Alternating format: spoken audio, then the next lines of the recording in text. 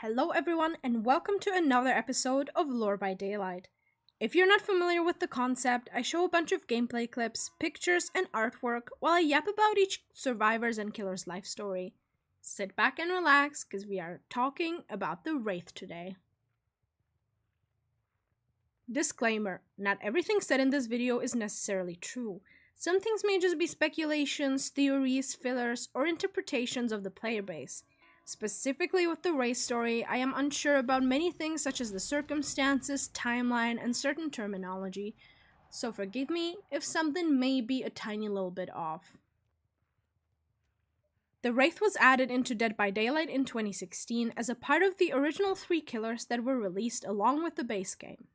He's primarily a stealth killer, hiding behind his cloak with the ability to reveal himself by ringing his bell. One may ask, where did this bell come from?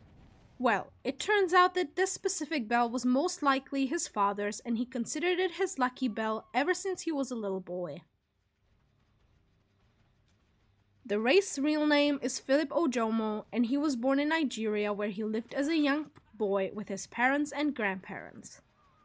His childhood wasn't sunshine and roses though, because as he was growing up, there was a war currently going on in Nigeria. His days mostly consisted of hiding and trying to stay as safe as possible alongside his grandmother, while his mother and father were out investigating and most likely fighting. Unfortunately, after some time passed, it was clear to Philip that his parents weren't going to return, all because of the enemies his village was in war with.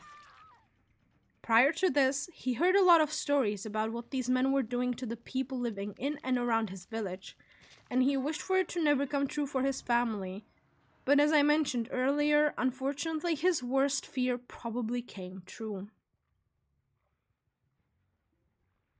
One day, he was sneaking around and came across the enemy camp, where he saw many people laughing and overall having a great time around the campfire. This made Philip upset, rightfully so, because these people have invaded his village and threatened and took lives of many around him. He had a plan. He waited until the sun set and all these people fell asleep peacefully. He saw a canister with gasoline, so he snuck around the sleeping enemies and started pouring it all over their camp. No thought in mind other than revenge. After making a trail of gasoline to the still lit campfire, everything and everyone went up in flames, including himself. He runs as he hears the screaming voices, trying to extinguish the flames burning on his body. Not long after that, Philip laid there, exhausted and in pain, surrounded by lifeless bodies, ringing the camp bell just like his grandmother taught him to do if he sees danger. A long time has passed, and Philip was now a young man who came into the United States of America with the hopes and dreams of starting fresh. He got a job offer at a scrapyard called Autohaven Wreckers. Sounds familiar? Yep, that's exactly the map we have in the game.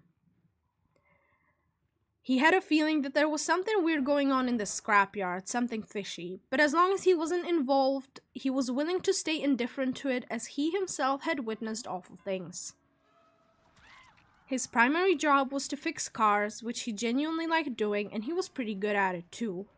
And other than that, he handled the crusher, which is what cars get crushed and made into a little tiny cube with. One day, he was working the crusher and he caught a glimpse of blood coming out of a soon-to-be crushed car. He opened the trunk and in absolute shock, he finds a tied up and gagged young man. The man was absolutely terrified, rightfully so, right? Like, he's tied up in there. He's about to die. Everyone would be scared. Philip proceeds to free the man, and the man immediately starts to run. I'd love to tell you here that the guy got away and went on to live happily ever after, but no such thing happened. Azarov, Philip's boss, saw this happening, and before the man made it very far, he slit his throat and let him fall to the ground. Naturally, Philip pressured his boss to tell him the truth about what's really going on at the scrapyard, and what he essentially got to know was brutal and disgusting. The entire time he's worked there, he basically functioned as an executioner. Almost every single car he's crushed had a body in it, because this was the real service that Autohaven Wreckers provided to its clients. Azarov wasn't just a scrapyard owner, he was a gang leader. Upon hearing all of this, something snapped in Philip. For him, this meant that he was no different than the people that invaded his village when he was just a small boy. He aggressively tossed his boss into the crusher and let it slowly but surely crush Azarov's body. Just as his head stuck out, Philip grabbed it and pulled his head out together with his spine. After this, he left and he was never seen again.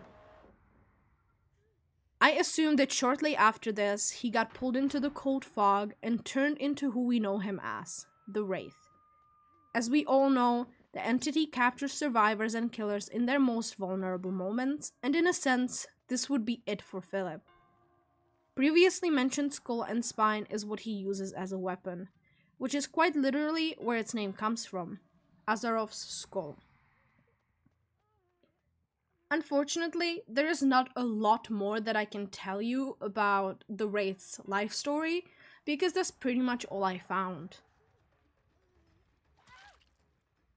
On a side note, which this could actually be interesting to some of you, the Wraith is one of the very few characters in Dead by Daylight who is canonically romantically involved with another character. For the Wraith, this would be the nurse. We will be talking about the nurse soon, and maybe I can dive into their relationship a little bit more there, but there's not a lot of information that is canon here. Most of this would be mainly like theories and like speculations that the player base has made up to, well, give the killers at least a little bit of a better life than what they currently have, such as being stuck in the entity's realm forever. Well, everything comes to an end, and so does this video. Thank you for watching, and make sure to visit my Twitch where I'm live 3+ times a week. Stay tuned for more episodes, because next time we're gonna be talking about another survivor.